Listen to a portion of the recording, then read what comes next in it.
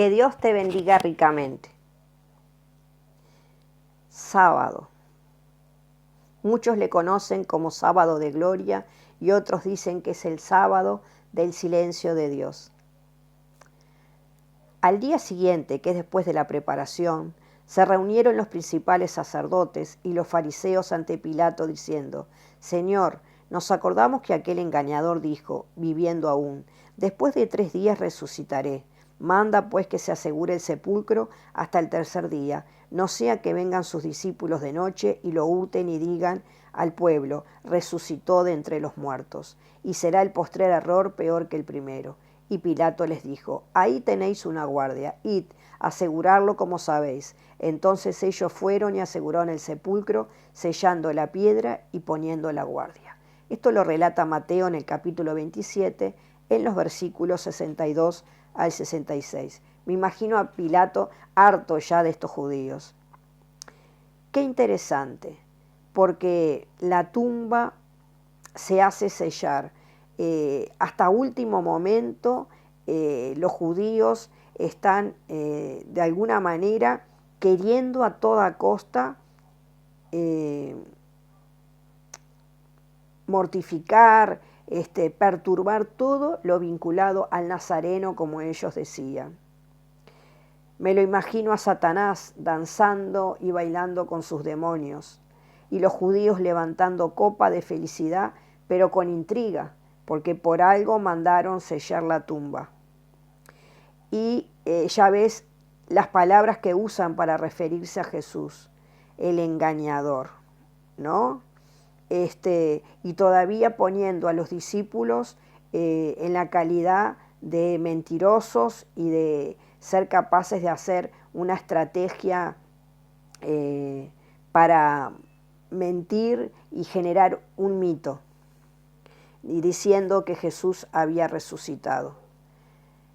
Aquí lo que vemos es entonces una situación bastante hipócrita de parte de los judíos, porque yo me pregunto, quizás es un defecto profesional. ¿No será que dentro de ellos, al ver que hacía tantas maravillas, no les haya dado la curiosidad de que, wow, y si nos equivocamos, y si en verdad resucita, sea como sea, vamos a hacer sellar esa tumba, que si resucita que no salga? Me gustaría comentarte algo que escribió Gary Burge, el comentarista del Evangelio de Juan, de la editorial Sonderberg, que sabes que tiene una colección bellísima de comentarios bíblicos de la Nueva Versión Internacional, que se llaman Del texto bíblico a una aplicación contemporánea. Y bueno, a Gary Burge, creo que se pronuncia así, se escribe Burge, escribió algo realmente bellísimo, que es muy instructivo con respecto a cómo eran las tumbas en el tiempo de Jesús. Y me gustaría compartírtelo porque realmente nos proporciona mucha información y aprendemos muchísimo. Él nos dice de que las tumbas tenían ciertas características, y estoy buscando la página donde es mencionado esas características, para que veas realmente cómo era imposible que alguien pudiera abrir la tumba donde estaba sepultado el maestro. Y nos da una información muy rica. A mí me gusta aprender muchísimo cuando leo la palabra de Dios. No me gusta quedarme solamente con la idea, bueno, de algo que me parece a mí, sino buscar más información para aprender, para poder estar al tanto, digamos, de cómo realmente esto fue así. Y uno además aprende, ¿no?, cuando lee un comentario bíblico. Mira qué interesante lo que nos dice este autor.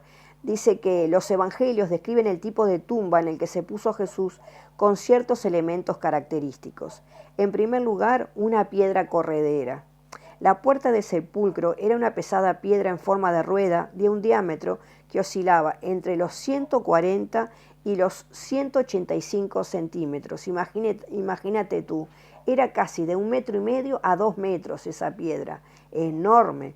Esta piedra se situaba sobre un canal poco profundo que servía de guía y que una estrecha pared levantada en cualquiera de ambos lados de la abertura del sepulcro mantenía en posición vertical. Entonces, sobre la tumba que se cavaba en la roca, lo que se hacía era una piedra de forma circular, una canaleta para que la piedra pudiera rodar y una pared vertical de este lado o de este lado para que la pudiera tener, digamos, detenida allí y que no se rodara, aunque era imposible con el peso que tenía. Y mira lo que sigue diciendo. Estas piedras correderas podían abrirse de nuevo para una utilización continua del sepulcro, pero eso requería mucha fuerza. Por eso las mujeres estaban angustiadas pensando en si encontrarían o no ayuda para moverla, tal como nos menciona Marcos 16:3, y por el hecho de romper el sello y custodia romanos, como acabamos de leer en Mateo 27, que los judíos mandan a Pilatos de que una guardia vaya y selle, ¿no? En los sinópticos, un terremoto hace rodar la piedra que cierra el sepulcro de Jesús, en Mateo 28, lo cual también le da un aspecto muy fuerte, muy lindo. Otra característica de la tumba en la que estaba Jesús y las tumbas de la época es que tenían una cámara funeraria. Al entrar al sepulcro se accedía a una cámara preparatoria, cuadrada, que tenía un banco de piedra a lo largo de todo su perímetro. Esto es muy común verlo en las imágenes, ¿no? De cuando ves el domingo de resurrección, se ve como la sombra de un Jesús sentado en ese banco. En este banco se depositaba el cuerpo, que a continuación se preparaba para su sepultura. Cuando los sinópticos afirman que José puso el cuerpo de Jesús en un sepulcro nuevo de su propiedad que había cavado en la roca, aluden a este banco. Este es también el lugar en el que se encontró enrollada a un lado la ropa con que Jesús fue sepultado. Esto es realmente maravillosa esta información, porque vamos a ir avanzando para que razones qué interesante de cómo pudo haber sido el acontecimiento. Punto número 3 dice existencia de nichos funerarios. Una vez preparado el cuerpo, se colocaba en el interior de un pequeño túnel de menos de 2 metros de fondo por unos 60 centímetros de altura que se tallaba en el muro, normalmente por encima del banco o en una cámara adyacente. O sea que al principio el cuerpo se preparaba en ese banco, pero después había unos túneles cavados en esa misma cripta, podríamos decir, en esa misma tumba. Eran tumbas familiares, había túneles, tal como hoy aquí en Uruguay, por ejemplo, se le conoce como nicho. A veces te toca ir enterrado a tierra o vas a lo que se llaman los nichos, que son, también la gente le llama tubulares, son como tubos en los que allí se coloca el cajón y también con hormigón se coloca una tapa, ¿no? Y el nombre o un número para identificar a la persona que está allí enterrada. Entonces, mira qué interesante, porque siempre vemos eso de que Jesús estaba sobre ese banco. No, allí lo prepararon, luego se colocó sobre un nicho. Imagínate estar con un sudario atado, porque el ritual judío hace que estés todo envuelto, y todavía estar en un lugar muy estrecho, que era más o menos de 2 metros por 60 centímetros más o menos de ancho, y que me imagino que los discípulos hubieran tenido que tironear entre muchos ese cuerpo inerte, porque el rigor mortis hace que una persona inclusive no solamente quede dura, quede con ese rigor mortuorio, sino que el peso es impresionante. Y todavía tener, o sea, un acto descabellado que los judíos pensaban que los discípulos estaban dispuestos a hacer, ¿no? Y En este nicho, dice el autor, descansaba el cuerpo hasta que se descomponía.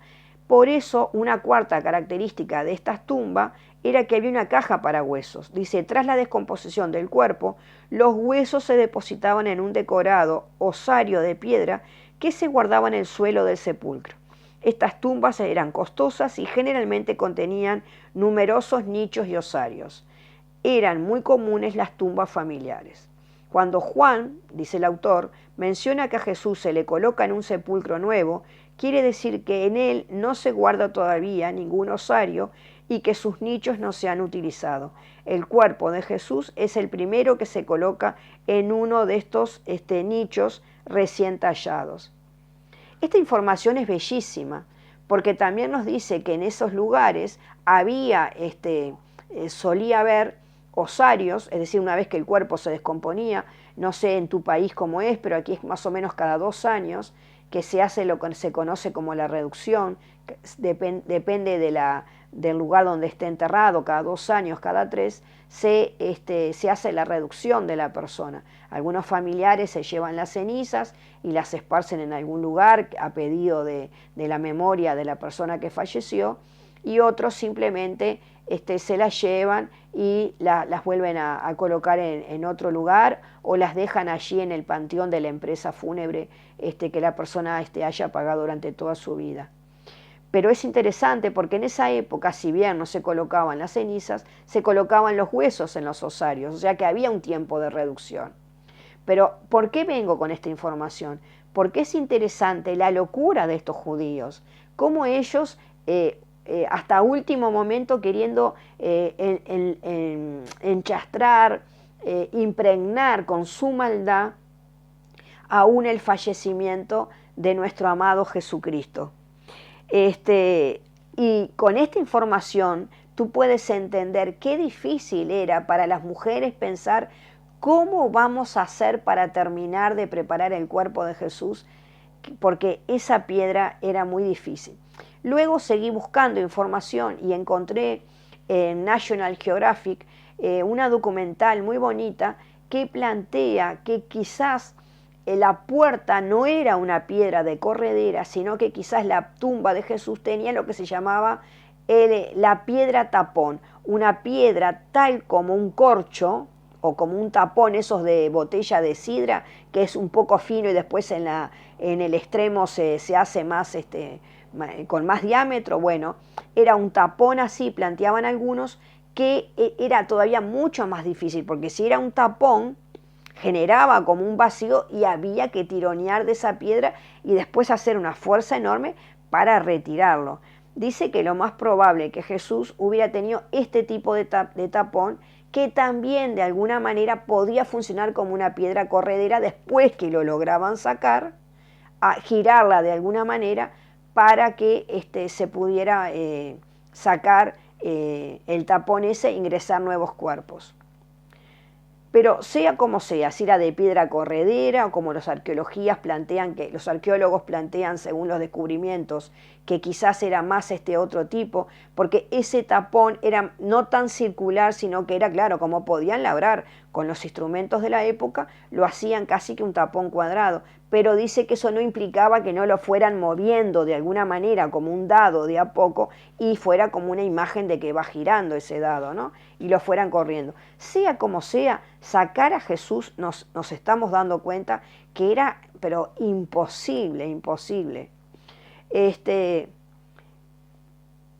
¿A qué voy con esto? A que qué impresionante cómo siempre se ha querido impregnar esto de que andás a ver si Jesús resucitó o todo no es un mito o una fantasía. Sabemos que sin la resurrección nuestra fe no tiene sentido, se viene abajo. Pero hoy estamos en el día en el que Jesús está allí, en la tumba. Es el sábado y todo se impregna de silencio. Te decía en el inicio que muchos lo conocen como sábado de gloria y otros lo conocen como el sábado del silencio de Dios. Ahora, no sé si es por un defecto profesional, pero pensando en esto del sábado de silencio, del silencio de Dios, Yo pienso en una herramienta que tenemos los psicólogos, que es la escucha activa. La escucha activa tiene ciertos componentes. Los psicólogos no escuchamos solamente con los oídos, sino que escuchamos con nuestro cuerpo, con nuestro tacto, con nuestro oído y también con el silencio. Cuando me refiero con nuestro cuerpo es que no estamos en la consulta así, mirando para arriba, mirando el celular, pensando qué horrible, esta mujer siempre me habla de lo mismo, o este hombre me tiene ya cansada. No, nosotros estamos involucrados al escuchar a la persona, más allá que sea repetitiva, más allá de que venga insistiendo siempre con el mismo tema. Nuestro cuerpo lo posicionamos de tal manera que le demostramos a la persona que estamos presente ahí en ese momento que está escuchando, cosa que no sucede en la realidad. ¿Cuántas veces nosotros le decimos a alguien, me estás poniendo atención? Porque la otra persona está mirando el tiquitiqui, como digo yo, que es el celular, ¿verdad? Y también escuchamos obviamente con el oído, ponemos un oído atento. La escucha activa entonces tiene que ver con un oído atento, con un cuerpo que se pone en postura de escucha y también con la mirada. La mirada tiene que estar dirigida hacia la persona con la cual estoy dialogando. Es una mirada que focaliza en el otro, una mirada que le dice, aquí estoy, me hago presente para acompañarte en esto que me estás escuchando. Y otra herramienta que tiene que ver con la escucha activa terapéutica es hacer silencio. Muchas veces tú verás que el terapeuta hace una pausa, hace silencio, para que la persona en ese silencio reflexione sobre lo que dijo o en ese silencio también se le acompañe en su dolor.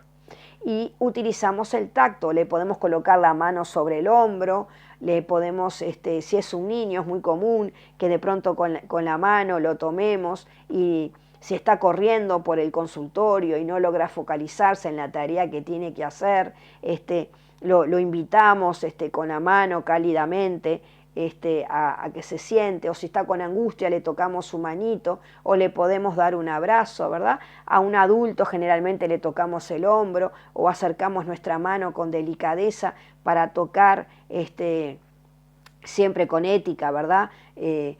A la persona para decirle aquí estoy. Entonces, yo te decía así, que no sé si es un defecto profesional, pero yo no me imagino a un Dios en silencio. Yo lo que me imagino es un mundo en silencio ante la muerte de Jesús. Un mundo que queda atrapado en la desesperanza. ¿Cuántas veces nos pasa a nosotros que en la espera nos desesperamos, en la espera nos volvemos locos, porque ese resultado que no sabes si te va a decir si tienes cáncer o no, demora en llegar, ese trabajo que no llega, esa ruptura matrimonial que se aproxima, ese hijo que no sabe si se va a internar o no se va a internar para hacer un tratamiento. Y muchas veces hay patologías donde el silencio está presente y donde el silencio en algunas patologías es indicativo de que peligro acá, como en las películas, ¿no? Danger, danger, una alarma de que ojo que acá puede pasar algo. Me refiero, por ejemplo, en la etapa depresiva. Hay depresiones muy fuertes donde la persona que está padeciendo una depresión se sumerge en el silencio y ahí es una señal de alerta, porque muchas veces en ese silencio que la depresión llevó a que la persona se sumerja, puede ser indicativo de que ya tiró la toalla, como decimos en un lenguaje coloquial, ya se abrazó a la desesperanza y se dice a sí misma, no hay nada más para hacer, yo ya no quiero seguir adelante. Y ahí puede haber un intento de autoeliminación. O sea que el silencio está presente a lo largo y a lo ancho de la desesperanza. El silencio está asociado con eso, pero también para nosotros los terapeutas, el silencio no está asociado con una desesperanza, sino más bien con una herramienta terapéutica que nos sirve para indicarle al otro que es un tiempo para estar allí, que hay gente que está allí acompañándole, bueno, en este caso el terapeuta que hace una escucha activa, pero el silencio lo tomamos como una herramienta que me permite a mí trabajar con el otro. El silencio es incómodo. ¿Cuántas veces en una reunión familiar o en alguna situación hay un silencio y queda como incómodo y ya alguien sale con algún chiste, alguna broma para romper ese silencio. El silencio no nos gusta. Esta sociedad nos invita a andar todo el día con los celulares encendidos, con los medios de comunicación encendidos, con todo lo que hay con sonido, lo tenemos a todo ruido. Entonces no tenemos tiempo para escucharnos, para escuchar nuestro propio dolor ni para escuchar al otro. Por eso muchos dicen que este es el día del silencio de Dios, pero yo le llamo el día de la escucha activa de Dios, porque me lo imagino a Dios escuchando activamente el dolor y la angustia de sus discípulos y de las mujeres que lo acompañaron. Un Dios que está activamente escuchándoles y diciéndoles, ojo, que yo no voy acá a firmar el fin de los cuentos. Aquí yo no voy a poner el fin, ni voy a poner mi firma de que acá todo se acabó. Es un Dios que yo lo imagino con un corazón palpitando, como un padre que quiere que llegue el día de darle el regalo al hijo y lo envuelve una vez, lo envuelve dos veces, cambia el papel por otro mejor, porque quiere que llegue ese momento de darle el regalo al hijo. Entonces, yo me imagino un Dios que está como un buen terapeuta escuchando activamente esa desesperanza que todos tenemos. Y me gustaría leerte algo que dice Charles Swindoll, muy bonito, con respecto a esto mismo, a la desesperanza, cómo estaba instalada. Dice, María y las otras mujeres fieles, desconsoladas, no tenían nada que celebrar. Se refiere a que, bueno, que Satanás y sus demonios estaban celebrando a lo loco, ¿no?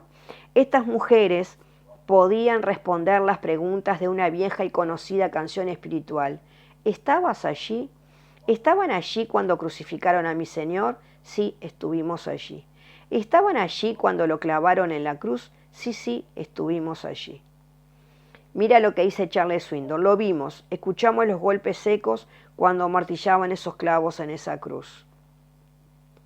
¿Estaban allí cuando lo acostaron en la tumba? Oh, sí, estuvimos allí. Nuestro dolor era palpable, dice él. Para nosotras era el final. Nunca más oiríamos sus palabras de consuelo. Nunca más sentiríamos su sombra cruzar por nuestros rostros. Todo se había acabado. Nuestros sueños se habían desvanecido, nuestra esperanza fue hecha a pedazos, todo se había acabado. Estas mujeres, dice Swindoll, eran personas reales con sentimientos reales, con dolor, risas, lágrimas, recuerdos y angustias. Las personas que aparecen en las Escrituras conocieron el aguijón de la muerte, lo sintieron, por lo que cuando llegamos a una sección como esta, tenemos que entender que estas mujeres habían llegado al punto más bajo de su experiencia, habían viajado el largo tramo desde Galilea, habían seguido a Jesús con fidelidad, habían permanecido a su lado, lo habían ministrado, lo habían servido y habían provisto para sus necesidades, le habían preparado sus comidas, sin duda habían remendado sus prendas de vestir y la de los discípulos, habían estado allí para animarlos y para dar de sus ingresos, para que Jesús y su grupo de discípulos pudieran seguir adelante. Habían estado allí para orar, lo habían tocado, lo habían abrazado, lo habían amado. Ahora Él se había ido. Sin embargo, ellas todavía no conocían el fin de la historia y aunque lo habían escuchado antes de la boca de Jesús, no lo habían entendido. Entonces, en este sábado de silencio, no pienses que Dios está mirando para otro lado frente a tu sueño roto. Dios está como un buen terapeuta con una escucha activa. Quizás mañana domingo de Pascuas te sorprendas. Que Dios te bendiga ricamente.